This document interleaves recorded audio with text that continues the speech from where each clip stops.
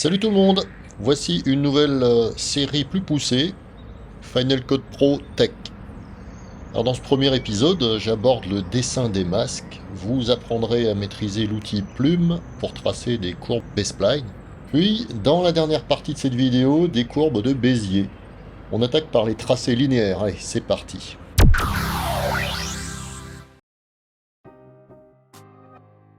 On va donc se mettre en type de forme linéaire.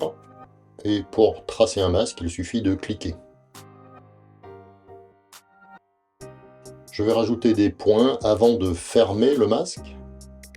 Donc on peut faire ça de deux manières. Avec un clic droit, ajouter un point. La deuxième méthode que l'on va voir, c'est un double clic. Alors attention, il faut bien avoir la forme du curseur flèche avec une espèce de croix. Pour fermer le tracé, on peut faire un double clic sur le dernier point. Le dernier point et le premier sont liés automatiquement. L'autre manière de fermer une forme, plutôt que le double clic sur le dernier point, c'est un clic sur le premier point. Attention, il faut bien qu'il y ait la petite plume avec le rond à côté.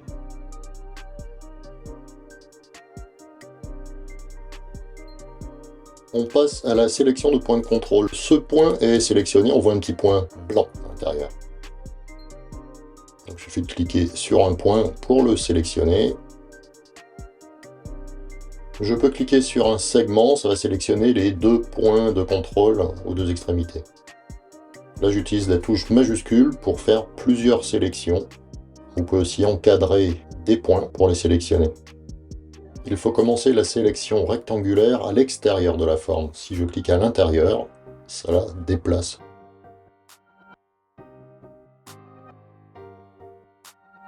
Voilà, on peut contraindre le déplacement horizontalement, verticalement ou à 45 degrés. Il suffit de maintenir la touche majuscule pendant le déplacement.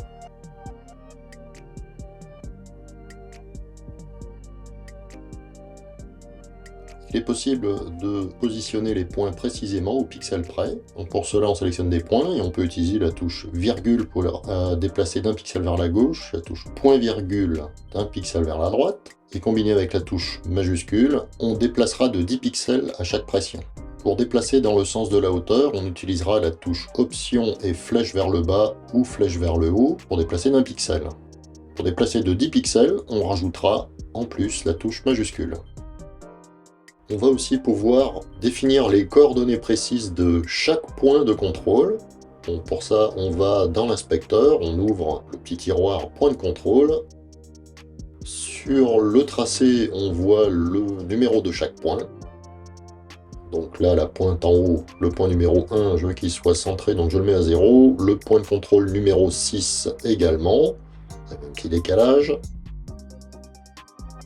Je vais ensuite voir le point numéro 8 et le point numéro 4.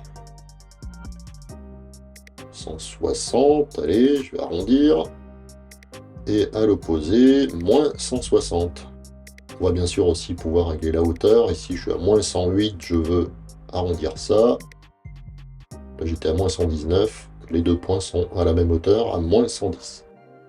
Quand on déplace un point, on voit les coordonnées qui sont mises à jour. Quand on déplace la totalité du tracé, point sélectionné ou non, leurs coordonnées ne bougent pas. On peut supprimer un ou plusieurs points de contrôle en faisant un clic secondaire ou en utilisant la touche pour effacer.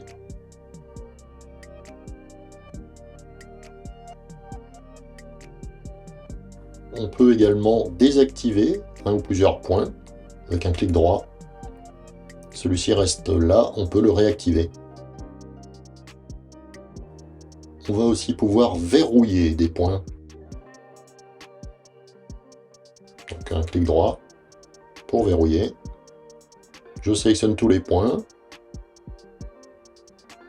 Donc même les points verrouillés sont sélectionnés, par contre on ne peut plus les déplacer.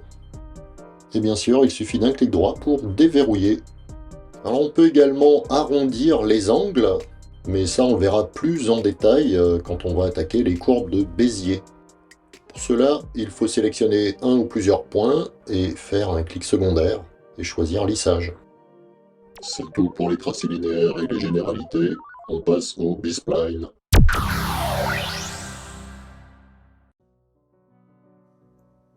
Voilà, pour créer un masque B-spline, eh bien, on va aussi cliquer comme un tracé linéaire.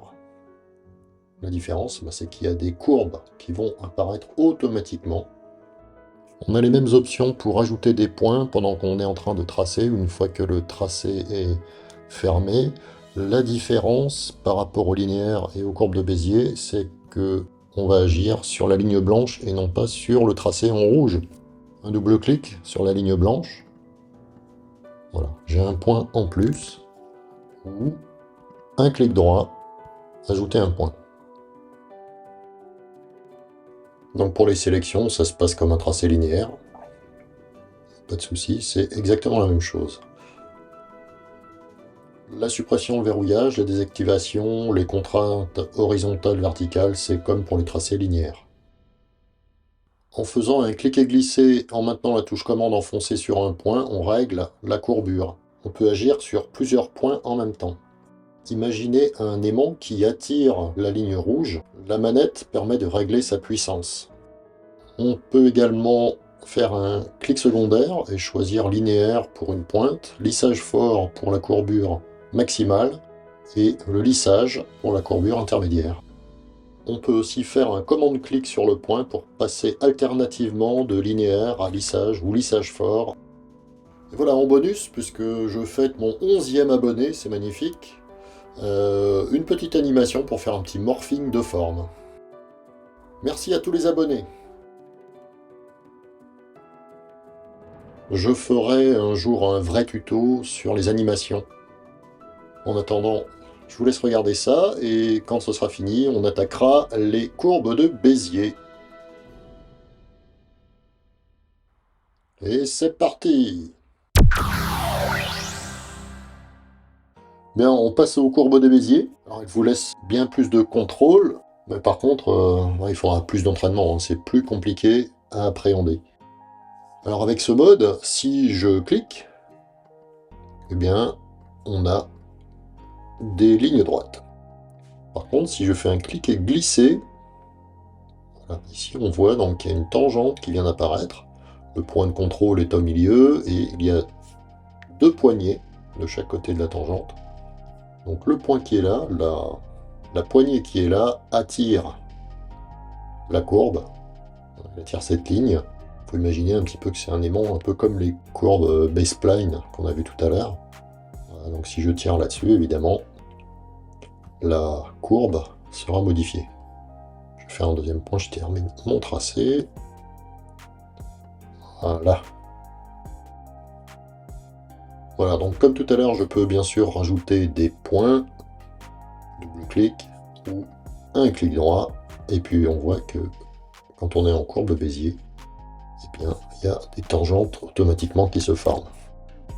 Et bien sûr, on peut replacer les points, même si on n'a pas fini notre tracé. Je continue le tracé, et on va pouvoir contraindre également le déplacement ou l'orientation de la tangente avec la touche majuscule enfoncée. Donc des paliers de 45 degrés.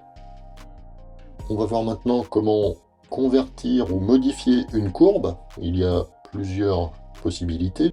Le clic droit, bien sûr, ou le clic secondaire. Donc on peut passer en linéaire ou repasser en lissage. Ici, je peux sélectionner ça et passer tout ça en lissage. Commande-clic sur le point. On passe ici donc avec un angle. D'un côté une ligne droite, de l'autre côté il y avait déjà une courbe. Mais en tout cas il n'y a plus de tangente. La courbe elle est là à cause de cette tangente là. Cliquez glisser avec la touche commande enfoncée sur un angle va le convertir en courbe. Là aussi je peux sélectionner plusieurs points, faire une commande glisser pour arrondir plusieurs points. Une autre manière de créer un angle, de casser la courbe, c'est d'utiliser la touche option et on va tirer sur une des poignées de tangente. L'autre manière de procéder, c'est un clic droit sur la poignée. Là, je peux séparer la poignée.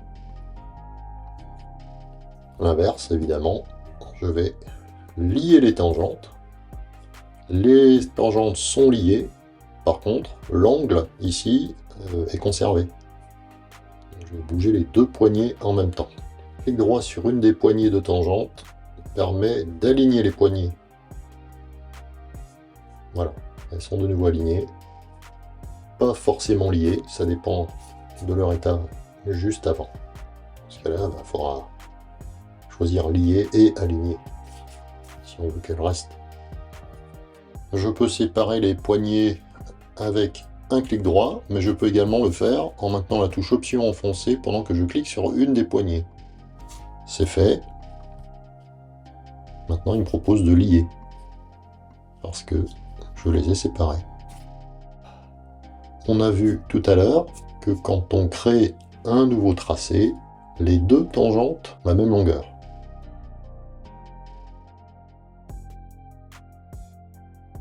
Une fois que le tracé est terminé, le comportement des deux tangentes est différent. Là, je modifie la longueur d'une seule des tangentes. Si je veux que mes deux tangentes s'allongent ou se rétrécissent en même temps, il va falloir que je maintienne la touche commande enfoncée. Je maintiens commande, je tire sur la poignée, une des deux, peu importe laquelle, et là, les deux poignées, les deux tangentes s'allongent. Je ne connais pas d'option par contre qui permet de donner la même longueur de tangente automatiquement. Alors si vous savez ça, laissez-moi un petit message dans les commentaires. Je vais séparer les poignées. Voilà, là, donc, si je modifie la longueur d'une poignée, d'une tangente, l'autre ne bouge pas. Évidemment, avec la touche commande, c'est pareil. La touche commande est enfoncée. Par contre, si je lie les deux tangentes, ou la tangente avec l'autre,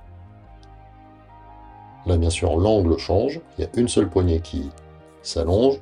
Avec la touche commande enfoncée, par contre, là, je modifie la longueur des deux poignées. Et voilà, c'est la fin de cette vidéo. Si ça vous a plu ou si vous avez trouvé ça utile, laissez-moi un petit pouce en l'air. Abonnez-vous et laissez des commentaires, je me ferai un plaisir d'y répondre. Salut, à bientôt!